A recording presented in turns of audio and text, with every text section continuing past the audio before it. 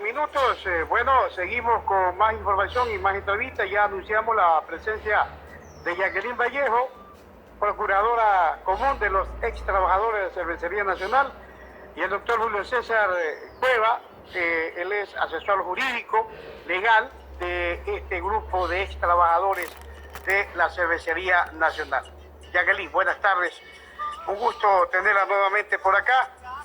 Y obviamente, como siempre, tratando de buscar la solución a los problemas álgidos que vienen ustedes atravesando como ex trabajadores de la Cervecería Nacional, años de años. ¿Qué novedad tenemos? Buenas tardes. Buenas tardes y muchas gracias. Gracias por la apertura que nos dan siempre. Un saludo también a mis compañeros y compañeras ex trabajadores de Guayaquil, del Ecuador y pues de todo el mundo que también nos escuchan, porque como parte de estos malos gobiernos también tenemos muchos compañeros ex trabajadores fuera del país. Y lamentablemente algunos también ya no están con nosotros, ¿no? Así es, algunos fallecidos, varias docenas de compañeros fallecidos, pero lógicamente quedan sus hijos, claro, quedan su familia para reclamar, para seguir en esta lucha. Ahora, ¿qué pasa, Jacqueline, con esta situación de que no se le da ya una solución luego que ha habido ya una resolución de la Corte Constitucional? Efectivamente, como recordaremos, en abril del año pasado, la Corte Constitucional sentenció y favoreció a los trabajadores reconociendo el derecho que tenemos de cobrar las utilidades y que Cervecería tiene la obligación de pagar, la Cervecería Nacional. Pues a partir de eso, la Corte Constitucional mandaba al ministro del Trabajo para que a través de inicialmente una mediación se lograra establecer el monto que la empresa debía pagar. Yeah. Se realizó esta mediación a través de 3 audiencias en la que no hubo ningún resultado positivo, pues la empresa, como siempre, se niega a llegar a algún acuerdo o se niega tácitamente a pagar las utilidades a los trabajadores. ¿Cuánto es el monto hasta ahora con los intereses que debe pagar la Cervecería Nacional? Bueno, el capital, como decimos, el capital o el valor de las utilidades son 93 millones. Yeah. A eso hay que calcularle los intereses desde la fecha de la afectación hasta el día en que la empresa deposite los 93 millones. Y eso es lo que debe calcular el ministro. Entonces, no tenemos un monto establecido, porque ese es el cálculo que debe hacer el ministro y no lo ha hecho. Ahora, en la parte legal, doctor Julio César Cueva, buenas tardes, bienvenido. Buenas tardes, gracias por la invitación. Por estar con nosotros acá y obviamente tratar de resolver esta situación. En la parte legal, doctor, habíamos escuchado en un momento al señor ministro de Trabajo, el actual, el señor Madero, decir que no tiene él la competencia para poder solucionar y zanjar esta situación.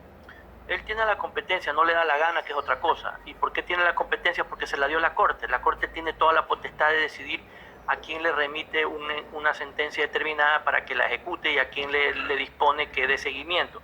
La Corte fue muy clara, dijo, el que va a ejecutar es el ministro. Pudo haber dicho que era el juez de primer nivel, sin embargo dijo que es el ministro, ya que hay algo que es importante tomar en cuenta. La sentencia es muy clara respecto a que el capital no se discute, el capital está determinado en razón de lo que se pudo evidenciar por los impuestos declarados por la cervecería, de tal forma que el ministro por lo menos debió haber dispuesto que, como parte de la ejecución, consignen el valor que no se discute y entrar a la mediación solo para discutir el tema de los intereses. Sin embargo, el ministro no hizo nada de eso y además siguió el juego en la cervecería, lo cual resulta, por decirlo menos, más que sospechoso después del caso famoso del cheque cervecero. ¿Y por qué digo esto? Porque como parte del entrampamiento al que el ministro permite que la cervecería haga es exigir que casi que estén todos, cada uno y sin excepción de los trabajadores para justificar cuánto tenían que recibir. Pero eso es después. Primero asegura el dinero y después vemos cuántos son y cómo se reparte, porque el valor del capital no depende de la cantidad de trabajadores. El capital es un valor fijo que no depende de la cantidad de trabajadores. Lo único que va a ocurrir si son más o menos trabajadores, que le va a tocar más o menos dinero a cada uno, pero no va a bajar el capital en razón de eso. Uno, y si lo que en la mediación tenía que discutirse no eran los intereses, perdón, eran los intereses y no el capital debió haberse consignado. Nada de eso ocurrió y salió un ministro ahí con un pocotón de cosas, que además ni siquiera tuvo la valentía de hacerlo él, sino que se va hacia un lado y manda a un tercero, ¿verdad?, que frentee para no tener que asumir las consecuencias legales de la decisión, a decir que no tiene competencia. La competencia la tiene en razón de lo que había ordenado la Corte, el valor del capital debió haber mandado a consignar, ¿verdad? Y el valor de los intereses tenía que haberlo liquidado y eso era sumamente sencillo. Además tenía un plazo que permitió que se viole. Eso ya demuestra una falta de voluntad, por decirlo menos. Doctor, buenas tardes. Fabricio Obando le saluda. Se hablaba también que ellos no daban paso a lo que usted dice es porque faltaban insumos de otras entidades del Estado como el IE, el SRI y otra que se me escapa por ahí. Bueno, es que eso será tal vez para registro para civil, fines de reparto, pues. Pero ¿qué va a repartir usted si ni siquiera ha cobrado nada? Lo que yo decía es, esto es muy simple. Si no se discute el capital, ¿cuánto es el capital? Lo que estaba en el SRI, eso se sabe hace años. De hecho, a raíz de eso se inicia con una cuantía determinada el proceso hace algunos años. De tal forma que él debió haber dicho, a ver, señores, aquí a discutir los intereses. Como el capital no se discute y yo estoy obligado a ejecutar, consígneme el capital y sentémonos a discutir los intereses. Pasó el plazo, no señores, no pudieron ponerse de acuerdo, listo, entonces yo tengo que decidir, eso decía la Corte, ya me designe un perito y el perito va a liquidar y resuelto el problema. Nada de eso ocurrió porque no les da la gana, no tienen la voluntad de hacerlo, porque están pensando en el puesto, en el cargo o en algún otro interés que no es el de los trabajadores. Ese no es el Ministerio del Trabajo, es el Ministerio de los Empresarios. Ante este accionar sospechoso, ¿qué viene ahora, doctor? Bueno, hay dos situaciones que pueden darse. Por un lado, que la Corte Constitucional, que espero pues empiece a actuar y no sea igual a la anterior, emita una resolución de incumplimiento con lo cual el ministro puede quedar destituido. Y lo otro es una acción penal por incumplimiento de orden legítima de autoridad competente. El inventarse las excusas es una forma de demostrar que no tenía ninguna intención de ejecutarlo, lo cual resulta sospechoso porque quienes estaban de mediación hicieron exactamente lo que quería Cervecería. Por eso, a mi criterio, por lo menos en este caso, ese no es el Ministerio del Trabajo, es el Ministerio de los Empresarios, pero no de los que honradamente u honestamente, por lo menos, actúan en base a los intereses de quienes hacen a producir las empresas, porque las empresas no funcionan solas, funcionan en razón del esfuerzo que hacen las personas que trabajan ahí, por eso se les reconoce un 15%, y que ahora busquen la forma, como lo han hecho durante todos estos años, incluso en actos que ya creo que son públicos, más allá de lo que pueda decir una justicia que ya sabemos cómo funcionaba, son de, por lo menos, de corrupción, es lamentable, más aún considerando que es una empresa que produce con trabajadores ecuatorianos. Doctor, también se habló de compromisos que existirían entre el Estado ecuatoriano, el gobierno actual y la cervecería. Eso lo dijo un grupo de trabajadores el fin de semana que dieron una rueda de prensa también. No sabría decirle, pero por lo menos el ministro algún tipo de compromiso tiene que tener, porque es bastante sospechoso que no haya ni siquiera tenido la valentía, que lo menos yo espero que alguien dé la cara y diga, firmo yo. No, manda a un tercero a firmar para decir que le faltan insumos. No, lo que le falta son pantalones y voluntad para hacerlo, porque por lo que él tenía que hacer era sumamente sencillo. Consígneme el capital, se ponen o no se ponen de acuerdo, no se ponen de acuerdo, designa un perito, el perito liquida, resuelto el problema. Que no, que me faltan los trabajadores, que uno no tiene la firma, que entonces falta un papel, que no solo veo 600, que faltan 700. Eso, señor, no es problema suyo, eso será problema cuando usted ya tenga la plata. Pero él primero quería saber a cuánto les iba a repartir lo que ni siquiera tenía para repartir. Entonces, eso sí es, por decirlo menos, extraño. Primero reúna la plata y después vea, y por último, reparta a quienes aparecen y tenga usted en sus arcas el dinero de los que no aparecen y ya ellos verán qué hacen para cobrar. Pero no hizo nada de eso, hizo todo al revés. Coincidencialmente, por decirlo menos, coincidencialmente con el criterio de lo que proponía la cervecería. Eso, después de todo lo que hemos visto hacer la cervecería, es raro, por decirlo menos. El emperador quiere preguntar. Doctor, ¿cómo está? Bienvenido a los micrófonos de Radio Universal. Gracias, buenas tardes. AM. Doctor, yo tengo un familiar que es empleado de la Cervecería Nacional, fue empleado de la Cervecería Nacional. Lamentablemente, esto se ha convertido en, no sé cómo calificarlo, pero ya los trabajadores están cansados. Esto no viene de ayer, esto no es de antes de ayer ni de hace 3, 4 días. Esto viene de de años.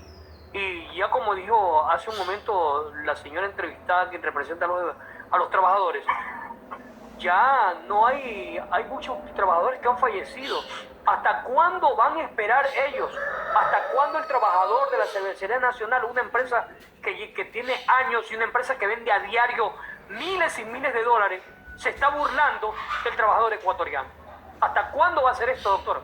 Bueno, nosotros confiamos en que en un momento determinado haya un ministro con la entereza suficiente de ejecutar lo que tiene que ejecutar, una Corte Constitucional que se dice que es la mejor que ha habido, que lo demuestre ahora, ejecutando todas sus facultades y demostrando que aquí las sentencias se cumplen. Lo primero que debería hacer la Corte Constitucional es destituir a este ministro, pero de entrada, o el presidente poner orden en sus ministerios, porque él es el que tiene que mandar y demostrar que de verdad ellos están con la gente que trabajó, ¿verdad? Y no con el capital, porque se supone que ellos están a favor de los trabajadores. Uno de los dos tiene que hacer algo, pero esto ya es como ustedes dicen, no puede continuar porque hemos visto trabajadores que han fallecido. Aquí van a cobrar, en algunos casos son los herederos, ni siquiera los trabajadores. Doctor, esto no debe funcionar así. Doctor, esto tiene de 20 a 25 años aproximadamente, si que no me equivoco.